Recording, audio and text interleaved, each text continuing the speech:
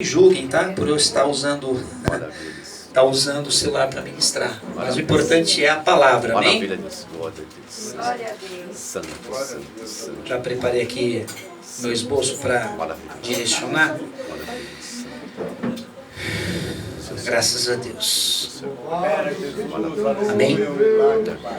Queria que vocês abrissem em João, Evangelho de João, capítulo 14, versículo 13. Depois desse versículo que eu leio, nós vamos sentar e aí eu vou citar outros textos bíblicos e vocês vão acompanhar comigo na palavra. Amém, queridos?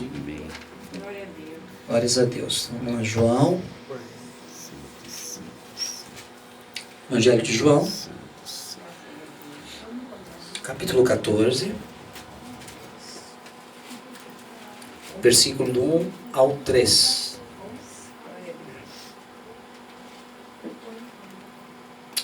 O texto da palavra de Deus diz assim, queridos: não se turbe o vosso coração. Credes em Deus, crede também em mim. Versículo 2: na casa de meu pai há muitas moradas. Se não fosse assim, eu vou-lo teria dito, pois vou preparar-vos lugar. E se não for e vos preparar lugar, virei outra vez e vos levarei para mim mesmo, para que onde eu estiver, estejais vós também.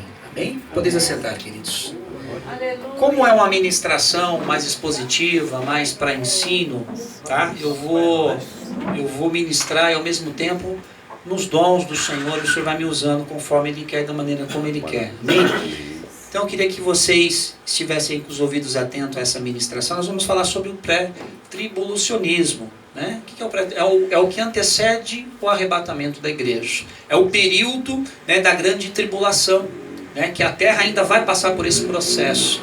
Então nós estamos ainda, nem chegamos nos princípios das dores, né? Mas a gente já começa a ver alguns sinais na terra, algumas coisas que estão acontecendo, e a igreja tem que estar ligada, principalmente em Israel. Lá é o termômetro. Nós temos que olhar para lá. Nós, como servos do Senhor, nós temos uma referência. Por quê, irmãos? Quando Jesus veio a esta terra, Ele veio com um propósito. Diga assim comigo, propósito. Deus tem propósito na vida das pessoas, assim como Ele tem na minha e na sua. Então nada que Ele faz é por acaso. Deus tem um propósito. Então é um plano que Deus tem para cada um de nós. Missões que Deus tem para cada um de nós. Então quando eu saí da minha casa até vim aqui neste lugar, eu vim para cumprir uma missão. Eu vim para cumprir um propósito de Deus. Para que a palavra pudesse ser o quê? Liberada sobre a vida de vocês. Então veja só, o período que antecede, né, o arrebatamento da igreja será o evento de resgate do povo escolhido de Deus. Então a gente não vai passar pela grande tribulação. Vão passar aqueles que rejeitaram a Jesus. Vão passar aqueles que também são considerados filhos de Deus como os judeus. Porque a salvação veio para os judeus. E a Bíblia diz o quê? Que ele veio para os seus e os seus não o aceitaram, irmãos. Então existe um propósito com o povo de Israel. Por isso que a gente tem que estar ligado nos eventos que acontecem lá. Né? E a gente tem que estar por dentro das coisas. Uma pessoa que é interessada, ela procura conhecer, ela procura ter curiosidade para saber, para ter conhecimento. E nós precisamos ser assim, por mais simples que sejamos. Não é você precisar ter um grau de faculdade, de pós-graduação, isso é importante, mas não é tudo. Então o que acontece? Nós temos que buscar de Deus o conhecimento das coisas do céu. Maravilha, Deus. Tem muitas pessoas preocupadas com as coisas da terra, mas nós temos que nos preocupar com as coisas que vêm do quê? Do céu. Do alto. Nisso pensai, né? Muitas vezes você está preocupado com as coisas da sua vida, o que está acontecendo, querendo resolver problemas, e Deus está falando assim, olha, confia a mim. Meu Deus. Maravilha, Deus. Confia a mim as tuas coisas. Olha aí, Deus, maravilha. Que eu vou cuidar de você. Eu creio, Jesus. Então, nós temos que nos preparar para nos encontrar com o Senhor. Porque a morte pode chegar para nós e nós vamos ter um encontro com Deus. Por isso que a salvação ela é individual. Por mais que a gente tenha o evento coletivo, né, de todos participarem para que o propósito da salvação seja cumprida, mas cada um de nós temos que nos dar conta com Deus. Dessa forma. Então, enquanto a gente está aqui, a gente está se preparando para se encontrar com quem? Com o Senhor. Então, nós não podemos ficar parados. Nós temos que pregar a palavra de Deus em tempo e fora de tempo. Não importa aonde você vai, o importante é você levar o que está dentro de você para essas pessoas que precisam ouvir a palavra de Deus. Então, se Deus te der e tiver uma missão com você para você pregar para um judeu, você vai pregar para um judeu. Deus vai te levar. Deus faz, Deus move as coisas na terra. Por isso que Deus só abençoa o povo dele quando o povo dele está em movimento. Vaso parado, pessoas paradas, não acontece nada, irmãos. Olha aí, Deus. Porque muitas vezes você se entristece porque as coisas não estão acontecendo. Agora eu não vou para a igreja, eu não vou servir a Deus, eu não vou ouvir a palavra, eu não vou... Você começa a ficar estático e as coisas não acontecem na tua vida. E o que você vai começar a fazer? A reclamar. Pode perceber, se você está parado, você vai fazer duas coisas. Se lamentando da vida, ó céu, aquele desenho, ó céu, ó terra, né? E Deus não quer isso. Deus quer que a gente esteja em movimento. Olha As isso. coisas acontecem quando a gente está em movimento. Então Deus quer te usar. Dica para a pessoa que está ao seu lado: Deus quer te usar, irmão. Deus quer te usar. Maravilha, Deus. Amém? É uma verdade. Enquanto a gente ficar parado, só lamuriando, reclamando, não vai resolver o nosso problema. Nós precisamos ter ação. Tem que ter fé e tem que ter ação. Então aquilo que Deus falar com você no seu interior, você tiver essa sensibilidade, essa percepção que Deus te dá, quando você permite Ele falar ao teu coração, como Deus trouxe aqui muitas oportunidades, desde a pastora, do irmão que cantou e tocou, o irmão Jesus, falaram de coisas tão profundas. Se a gente parar para pensar em cada ministração, quando o missionário trouxe aqui também o louvor, né? Deus falando da pedra, removendo a pedra, né? Precisa fazer alguma coisa, tirai a pedra. Então é uma ação que nós precisamos fazer, né? Então precisa de movimento, precisa fazer alguma coisa. O morto por morto ele não faz nada. Alguém tem que chamar a existência da palavra, alguém tem que profetizar a palavra. Então nós temos essa missão da parte de Deus, tá? Quais os tempos e sinais, né, desse período do pré da tribulação, né?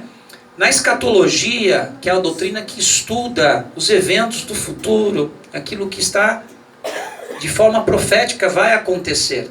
Então a escatologia é o estudo, é a ciência que estuda as coisas que vão acontecer. E mesmo a gente estudando, nem tudo aquilo que se fala e se pregam é o que vai acontecer. Nós temos o que? Alguma referência. Nós precisamos buscar referências dentro da palavra de Deus de coisas que vão surgir na terra. Então nós não temos, a Bíblia no livro de Apocalipse é um livro simbólico, um livro profético de coisas que vão ainda acontecer. Por isso que a gente não tem como adivinhar. Mas nós podemos o quê? Mostrar sinais, eventos que vão ocorrer. Então, que eventos são esses, por exemplo? São coisas que acontecem na natureza, são coisas que a gente está vendo no dia a dia nos noticiários, né? A palavra se cumprindo ao pé da letra, né? Filho matando o pai, pai matando o filho, né? A rebeldia proliferando. Então a gente começa a ter já esses vislumbres desses sinais. Então é hora de a gente começar a ficar atento, né? As coisas que estão acontecendo, as doenças, as pragas que estão acontecendo ao redor do mundo, são sinais de Deus, para a igreja despertar, para a igreja poder pregar a palavra, levar a palavra. Então Deus não importa de onde Deus vai te tirar, o que importa é o resultado final, é aonde você vai chegar. E aonde você quer chegar? Eu quero chegar na eternidade. Eu quero entrar pelas portas na presença do Senhor e falar e ouvir ao vencedor, ao que vencer. Aleluia. Glória a Deus. Você já parou para pensar? Que glória. Então a nossa luta aqui não é contra os nossos irmãos. A nossa luta não é contra as pessoas, mas é contra as coisas espirituais que estão acontecendo. E a gente tem que estar ligado. Então essas coisas que estão, né, sucedendo no mundo e no mundo espiritual também. Então nós estamos em batalha, em guerra. E a igreja tem que aprender a guerrear de joelhos. Maravilha, Deus. Por isso, pastores, não abra mão da oração na igreja. Esteja sempre orando. Chegou na igreja, dobra o joelho e começa a falar com Deus. Maravilha. Nem que você tenha a palavra para falar, mas fique quieto e deixa a oração entrar em você. E aí você vai começar a perceber algo acontecendo na tua vida. Maravilha, Deus. É que muita gente chega na igreja, a gente quer falar, quer falar, esquece de ouvir. Eita, Deus. Pode ficar silêncio, ficar aquele momento concentrado na presença de Deus. Porque se você não tiver isso, como você vai ouvir Deus falar com você? É muito bom orar, mas é muito melhor você ouvir. Maravilha. Você receber de Deus. Olha isso, é verdade, Jesus. Verdade, Jesus. Está chegando o momento da grande tribulação. Tal como o mundo nunca viu. Sinais, fome, guerras, eventos naturais, eventos sobrenaturais. Eu gostaria que os irmãos abrissem comigo no livro de 1 Coríntios, capítulo 15, versículo 51 e 52. Vamos abrir lá, 1 Coríntios, capítulo 15, versículo 51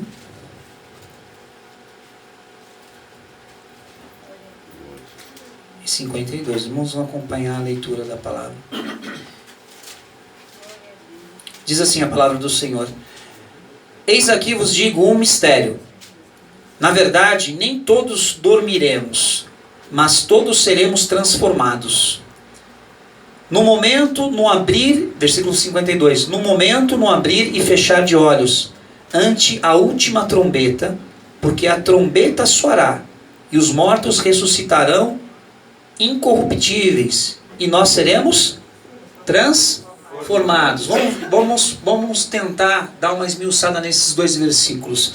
Primeiro nós vemos o apóstolo Paulo aqui falando de um mistério, algo que não nos é revelado. Como vai ser essa transformação? Nós sabemos como foi a transformação do mestre, que Jesus precisou morrer, ser crucificado, e lá ele passou pelo processo do quê?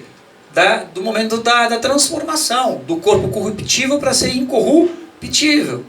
Mesmo assim, ele teve que manifestar as mãos e os pés, tem que permanecer furado, por quê?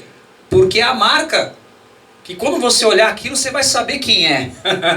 Quando você chegar na glória, quando você vê as mãos e os pés, você vai falar, não é ele, não é possível. Então você tem como identificar o Senhor Jesus. Só que aqui no processo do arrebatamento da igreja, no momento, no abrir e fechar de olhos, nós passaremos por esse processo, porque lá no céu não podem entrar coisas corruptíveis, está entendendo? O pecado não pode entrar, o corpo que nós estamos é um corpo de morte, irmãos. Desculpa falar, mas é a verdade. Esse corpo um dia vai perecer. Esse corpo um dia vai descer ao pó da terra. Então no evento do arrebatamento, nós seremos transformados naquele processo quando o Senhor, nos chamar através da trombeta, quando soar a última. Como diz a palavra, que tremendo. Seremos o quê? Transformados. Nem todos dormiremos, mas todos seremos o quê? Os que estão dormindo, quem são? São as pessoas que morreram. Estão dormindo. Por isso que Jesus falou lá, olha, ele não está morto, está dormindo. Olha o mistério aí. Então a gente não morre, a gente dorme. O morto, você não está com o olho fechado, não está lá quietinho, está dormindo. Está descansando no Senhor. Olha que tremendo. Então, a morte, ela é um processo. Ela é uma passagem. E Deus trouxe algumas revelações, de um tempo atrás, falando a respeito do inferno.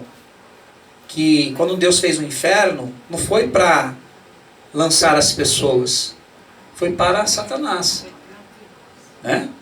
E ele não está ainda no inferno, ele está num lugar acorrentado, e quando o juízo de Deus vir, aí sim vai ser feito, ele vai ser solto, vai ter o período do milênio, o anticristo, tem todo esse processo. Então é um assunto muito profundo, não dá para eu falar em 20, 30 minutos, para a gente esmiuçar isso. E Deus me falava o seguinte, que o inferno, ele tem níveis de açoites, níveis de punição. Então imagine, pessoas que negaram Jesus, pessoas que não se arrependeram, tiveram a oportunidade de aceitá-lo e não aceitou. Como é que vai ser, irmãos? Meu Deus. Deu para parar para pensar o sofrimento que vai ser naquele lugar? E não foram feitos para nós. Por que o diabo ele quer levar as pessoas para o inferno? Para atingir a Deus. Quando ele fere a mim e a você, ele está atingindo a quem? A Deus. É verdade. Provocando a ira de Deus. Então por isso que a gente não pode irar os nossos irmãos. Por isso que a gente não pode brigar com as pessoas. Por mais que você tenha razão, por mais que você tenha, né, toda a verdade com você, não vale a pena. E aí a gente começa a ver que só vai entrar no céu aqueles que são lavados e remidos no sangue do Cordeiro. Nós precisamos passar por esse processo. Então Deus tem as suas formas de trabalhar no meio da igreja, está entendendo? Então pessoas que estão se achegando ao Senhor têm que ter paciência